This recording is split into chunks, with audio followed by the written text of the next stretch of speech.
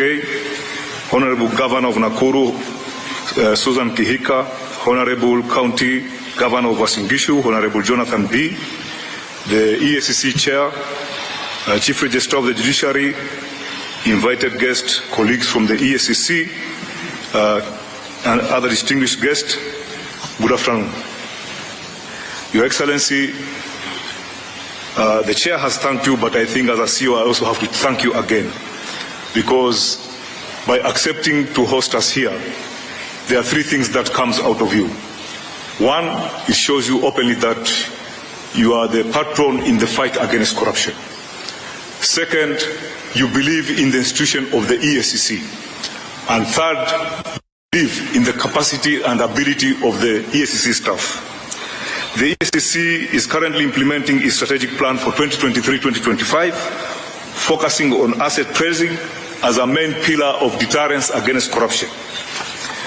Asset tracing and recovery of corruptly acquired assets, Your Excellency, and unexplained wealth extinguishes directly the benefit obtained through corrupt activities. This strategy helps to create necessary deterrence as envisioned in the United Nations Convention Against Corruption, which Kenya is the first country to have signed that convention almost 20 years ago. Your Excellency, today we are here, we are gathered to witness the handing over of about 35 titles, measuring approximately 18.71 acres with a total value of about 5 billion shillings. Your Excellency, for your information, there are other titles that are in the process, and maybe soon we'll be back here through your blessing to have another occasion like this. In this one, Your Excellency, item number 1 is property in Kisumu municipality measuring about 2 acres, which is about 1.8 acres, belonging to the judiciary. You can imagine grabbers went to the judiciary to steal their land. They were very daring, but we managed to recover this piece of land, which is worth 1.4 billion shillings. This is part of the property that is housing the Kisumu Law Court. Second one, Your Excellency, are 3 properties in Eldoret town measuring 3.25 acres with approximate value of 1.2 billion, which are in favor of the Cabinet Secretary, National Treasury, as a trustee of the National Police Service. Same grabbers were daring enough to go and grab land belonging to the police. But we managed to recover this, and these are 3 pieces of land worth 1.2 billion. Your Excellency, there is also 1 property in Kilimani area measuring almost half an acre, which is worth 700 million. This plot, as Nairobians we know it, if you know Upper Hill Medical Center, there's an empty plot there which used to be part of Kenya School of Law. It was grabbed and we have recovered it. It's a very prime plot, worth 700 million. Then we have a property in Eldoret municipality measuring 1 acre, which has an approximate value of 700 million, which it belongs to Uasin Gishu Referral Hospital under the county government of Uasin Gishu. Then we have 13 amalgamated plots within Kisii municipality. We have 13 properties measuring a total of 8.0 acres, 06 acres, valued at 300 million, which belongs to the State Department of Housing and Urban Development. The 4 properties in Bungoma, 2 properties are in Kakamega, 3 properties are in Kisii. Then we have 1 property in Kabarnet, 1 property in Nakuru municipality, and 2 properties in Kitale. 15 parcels of lands belonging to the county government of Kisii, measuring, about 3.41 acres, and measuring, the approximate value is 135 million. I will stop here a little bit, Your Excellency. People have viewed EACC as anti-governance, that we are just after hunting governors. We are not hunting governors, we work with governors.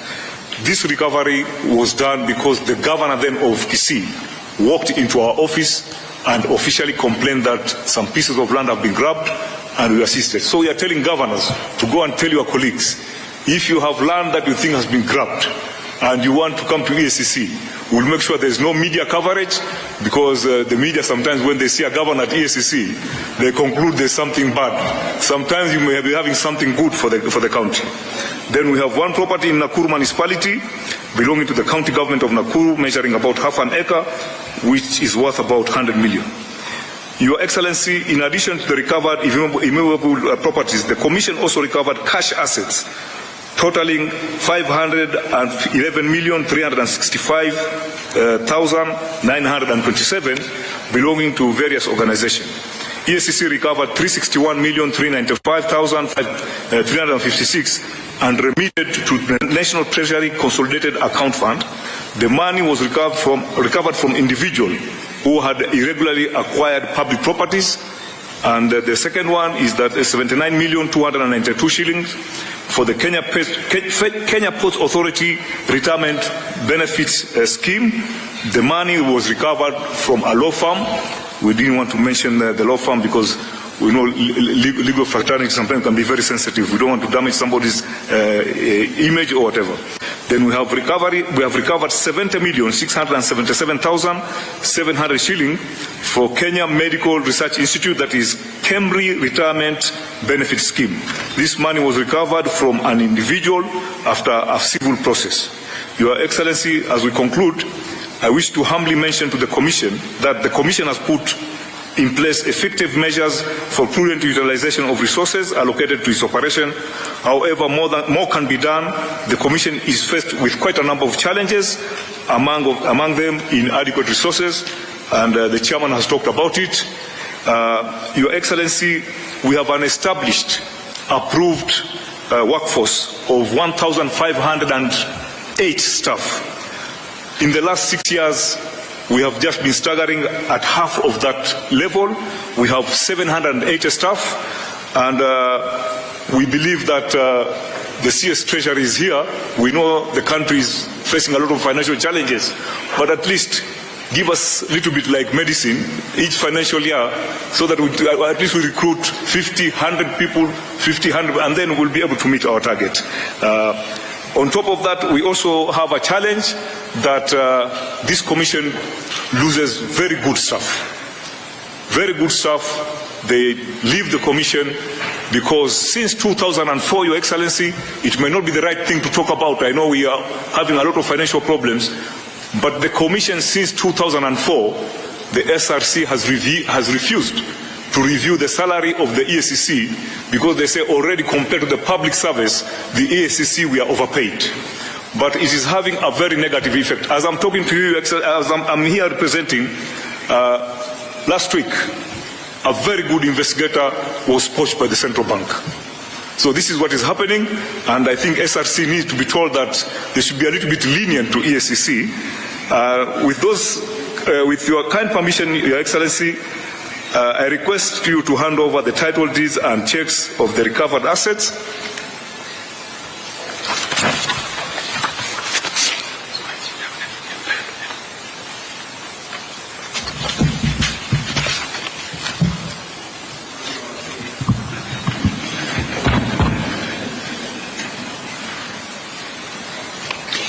Your Excellency, sir, with your kind indulgence and gracious permission, permit me now to invite the Chief Executive Officer of the EACC, accompanied by the Chair, to facilitate the handover.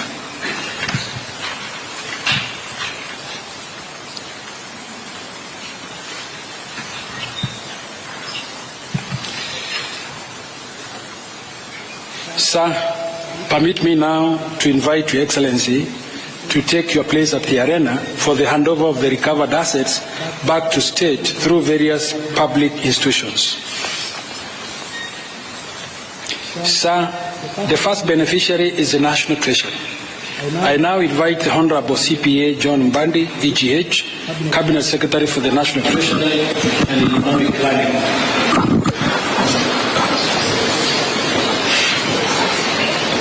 Your Excellency, this title is for specifically judiciary, but all government titles are under the Treasury Secretary. Yes. So maybe, may I request to have the registrar of... Yes. They all go under his custody, sir. Very good. Yes, sir. John? And Chief Registrar. Yeah. Now you have back your title.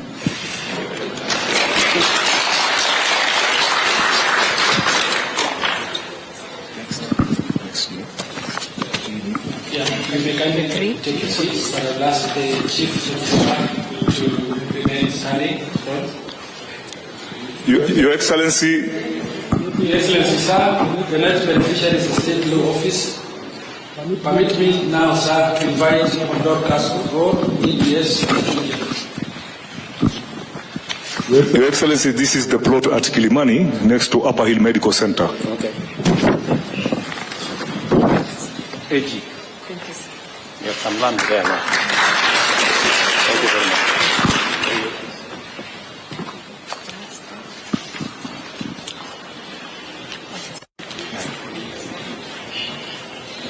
Excellency, sir, I'll now invite Mr. Gilbert Mr. Lanat, MBS, OGH, Deputy Inspector General National Police Service, on behalf of the National Police Service. I also invite Honorable Dr. Jonathan B., EGH, Governor of Selection County. Your Excellency, these are 3 titles belonging to the Kenya Police for Eldoret. Okay. Very good. Okay. National Treasury, you can join.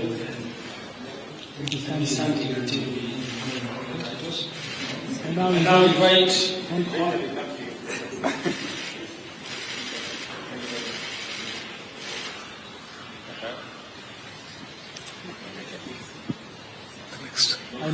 invite Honorable Susan Kehika, EGH, Governor of Nakuru County.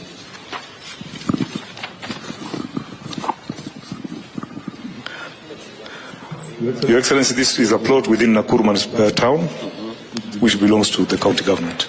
Oh, the county government? Yes. You have some land for the county? Yeah. Okay.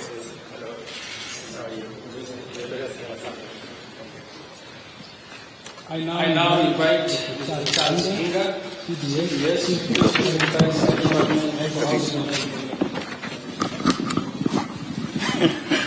Your Excellency, these are 13 titles for different places within the country that belongs to the national housing. Very good.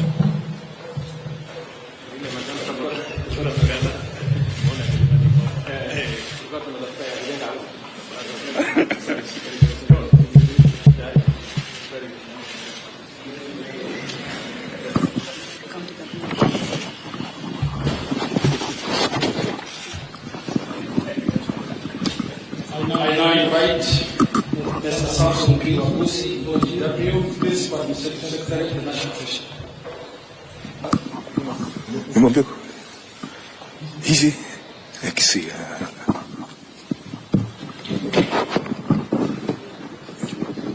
Very good. Good. Very good. You have some money here.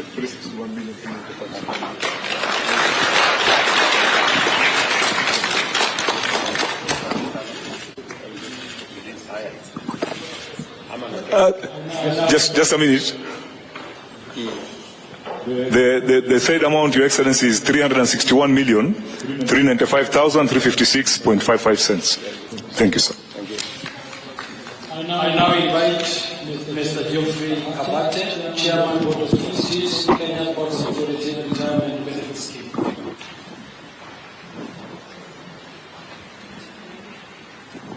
Okay. Your Excellency, this is 79,292,871.25 cents.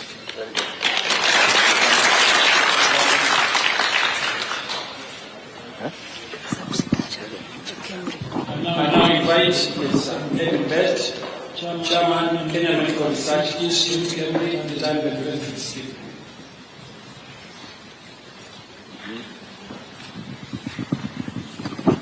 Your Excellency, this one is 70,677,700 shillings.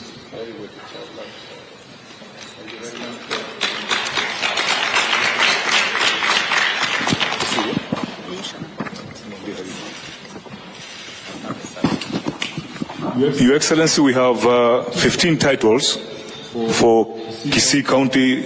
The governor has apologized; he was not able to attend, and we shall pass them to the Kisii County. These are 15 parcels of land.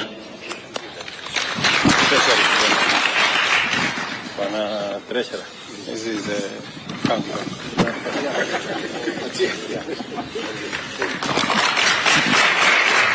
We're done. Your Excellency, we are done. Thank you.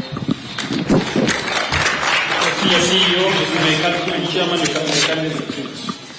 Your Excellency, sir, it is now my distinguished honor and high privilege to invite you, sir, to deliver your keynote address as we mark this monumental milestone in the war against corruption.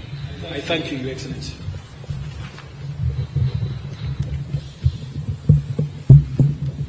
Thank you very much.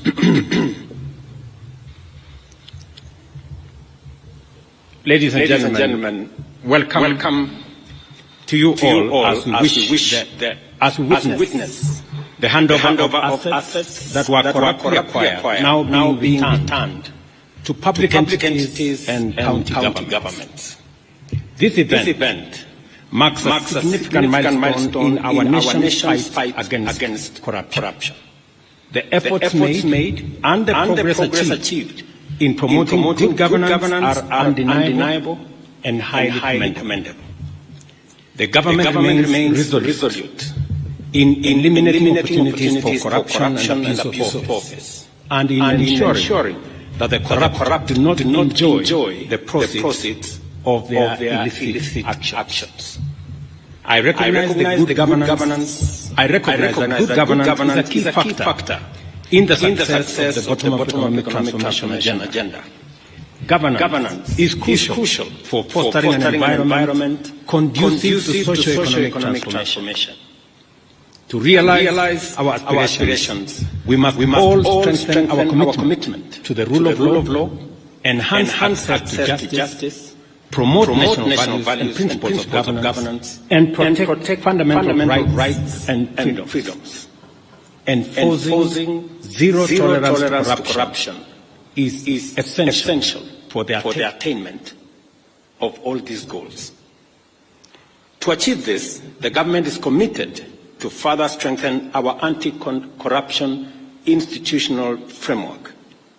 In this regard, the enhanced implementation of the National Ethics and Anti-Corruption Policy, Sessional Paper Number 2 of 2018, is critical.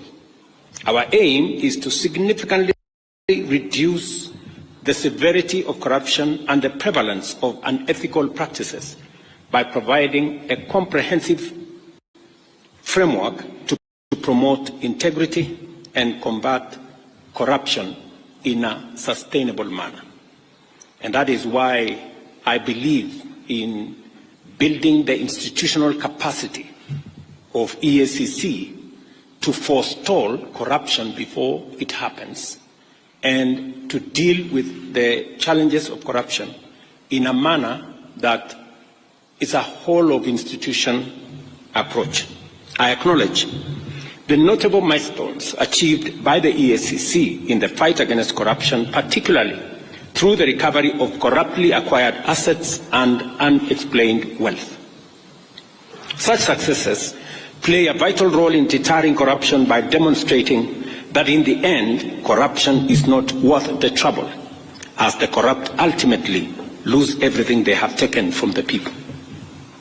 I therefore commend the EACC for recovering assets valued at approximately 28 billion over the last 5 years, including both cash, movable and immovable assets. The EACC has also effectively intervened to prevent the loss of public funds amounting to an estimated 41 billion by deploying various strategies to disrupt corrupt networks. Additionally, I am encouraged that the EACC is pursuing the forfeiture of unexplained wealth valued at Kenya shillings 59 billion through ongoing court proceedings against individuals whose assets and interests significantly exceed their non-legitimate sources of income. And I want to encourage EACC to expedite and also ask the judiciary to expedite these processes so that public resources and public assets can be recovered. As we witness the handover of public assets recovered by the EACC on behalf of various public institutions, I urge the beneficiaries to establish robust mechanisms to protect these assets and prevent further illegal acquisition. The recovered land is located in various parts of the country, including Nairobi, Kisii, Nakuru, Bungoma, Kakamega, Uasin Gishu, and Kisii counties. I would like to take this opportunity to express my profound gratitude for the ongoing development of affordable housing in Nairobi city's industrial area off Enterprise Road. This development is taking place on land recovered by the EACC, and the beneficiaries will be many Kenyans who deserve economic inclusion. This land, measuring 21 hectares, had been unlawfully taken from the Meteorological Department by private individuals. The recovery of such assets reaffirms Kenya's commitment to upholding the Constitution and fulfilling its obligation as a member of the international community under the United Nations Convention Against Corruption. Ladies and gentlemen, corruption is a serious threat to our nation. It undermines service delivery, weakens public policy, compromises the public interest, and erodes our institutions, depriving the government of capacity to secure the country and deliver development. Corruption endangers all of us, both individually and collectively. As I have previously committed, we are working on a series of amendments to present to Parliament aimed at promoting accountable leadership and integrity in governance. Among these is the proposal to the Evidence Act and the Criminal Procedure Code, along with other relevant legislative updates to statutes concerning corruption. These amendments will expedite the investigation and prosecution of corruption and economic crimes, ensuring that such cases are concluded within 6 months. I made this commitment, and the Attorney General is seized with the necessary work that will go into us engaging Parliament on the amendments to achieve this aim. Additionally, we will propose amendments to the Witness Protection Act to revamp the statutory and institutional framework for protecting and incentivizing whistleblowers. These changes will enhance witness protection and make it easier and safer for citizens to report corruption and other criminal activities. We will also be proposing amendments to the Public Finance Management Act and the Public Procurement and Disposal Act. The goal here is to overhaul the institutional and operational framework of public procurement, which is the biggest challenge that we have. In fact, it's correct to say this is where the devil actually lives, which has been identified as a key area of corruption, conflict of interest, and abuse of office in the public sector. These amendments aim to deploy digital infrastructure to create an open, transparent public procurement platform, allowing real-time, end-to-end public visibility of the entire process from advertisement to contract award. Number 4, I have engaged with parliamentary leadership and urged Parliament to swiftly pass the Conflict of Interest Bill. I am told there is a mediation process that is going on in Parliament, but I have told them with clarity that I will veto any bill that does not establish a high standard of accountability, integrity, and anti-corruption measures, and I will fully exercise my powers under Article 115 of the Constitution to ensure that the bill meets the rigorous standards set out in the original draft bill. Because some amendments have been introduced to water down what the original bill envisaged. We must do everything within our power to end corruption in every organization, at every level of government, and across all regions of our republic. To this end, everyone entrusted with public authority must be held to high standards of transparency and accountability. Parliament and all stakeholders must work together to strengthen the anti-corruption legal framework, ensuring the swift resolution of corruption cases. We must also foster partnership to raise public awareness of Chapter 6 of the Constitution, integrate anti-corruption education into school curriculum, and support grassroots organizations and citizen action groups in promoting good governance at every level. I commend the EACC for its dedication in the fight against corruption, and I want to confirm to both the Chair, the Commission, and the CEO that they have my government's full support, and we commend you for what you have achieved. We know there are challenges, budgetary challenges, but the one item that I insisted that should not face the budget cuts that we were going through is the EACC, because I know the importance and relevance of what you do in safeguarding public assets and public property.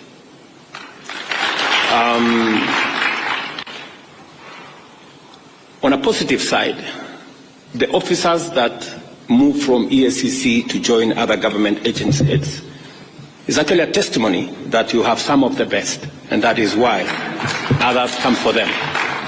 Continue to train high-quality staff, even if you lose some of them to other government agencies, because the fight against corruption must not only be limited to EACC, it must be an exercise of the whole of government, that we manage, deal, and eliminate corruption in its forms, all forms.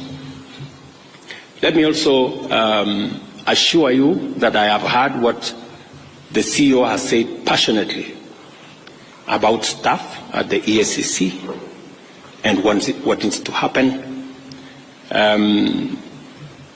We will continue to look at the frameworks that exist, the salaries and commission is seized with all these matters, and we must continue to respect the salaries commission, because they help us manage the resources that we have within the exigencies of all the requirements that come from all departments. But taking into account what the CEO has said and what EACC is doing in protecting public property, I think it is an engagement worth having with the Salaries Commission. So we will look at the opportunities available, and as we turn around our economy, and I'm very happy with the progress that we have made, we should be able to make additional resources available for EACC to continue the good job that they are doing. I also want to state categorically that the other measures that we have proposed from the Evidence Act to Witness Protection Act to Public Procurement Act, these are time-bound, and I want to ask the Office of the Attorney General to expedite these pieces of legislation so that we can strengthen our legal framework in the fight against corruption and protect public property. I am a great believer in building these institutions and allowing the institutions to execute their mandate. The chairman here will tell you, who was my pastor before he retired, that I have never called him to tell him anything about what he is supposed to do with the corrupt. Because I am a great believer that institutions should deal with their issues and manage the mandate that they have and deal with any matter, anybody, every person in the manner in which the law provides. Because at the bottom of the line is that we are a country of the rule of law. And each and every one of us must subject themselves to the rule of law. Otherwise, if we have different rules for different people, we will end up with the animal farm. And I don't think that is where we want to take our country. And so my ask also of our judiciary is to expedite the corruption cases, and indeed every other matter in court, in a manner that gives the country the opportunity to move forward, to make decisions, to recover what we can recover, and to allow the country to move forward. I know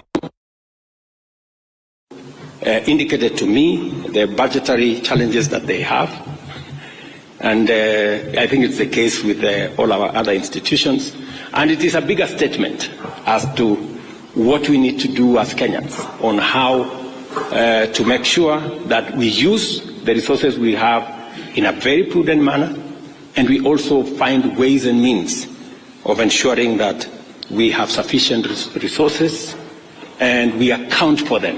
Whatever taxes Kenyans pay, we must account for them so that we can have the opportunity to grow the pie for us to be able to meet all the expenses and all the budgetary allocations that are being requested of us from different institutions. I also wish to say that we should have a whole of government approach when we are discussing resources. And we must all be alive to the fact that resources are raised. And so we must all contribute to making sure that we have the requisite resources to be able to meet all the needs and the requirements of all the institutions that support our governance structure and provide the resources for the development of our country. I am very confident that working together between the judiciary, the legislature, and the executive, as we have undertaken, we should be able to move the country pretty fast into the next level.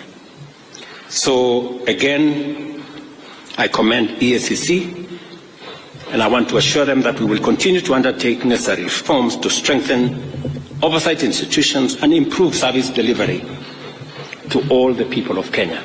And I'm asking all arms of government to work together in concert to make sure that we not only raise the resources that are necessary for us to run the affairs of our nation, but resources raised must also be protected by all of us, making sure that we account for every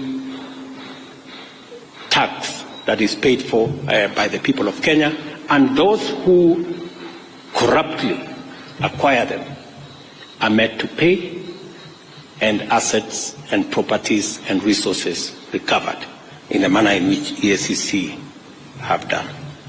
So thank you very much. My very best wishes. And again to EACC, congratulations.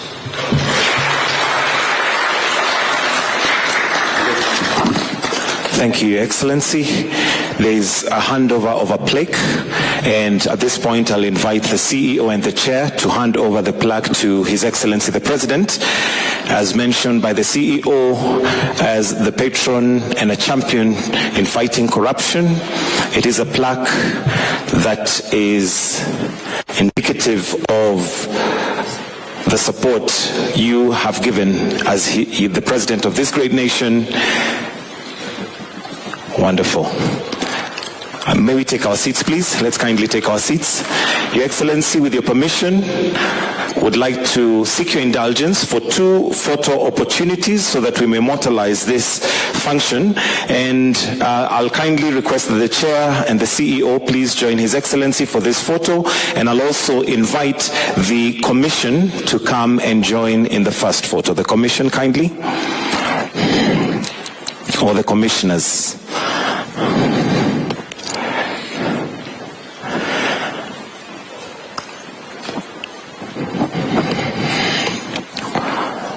next photo, we are going to be inviting those that have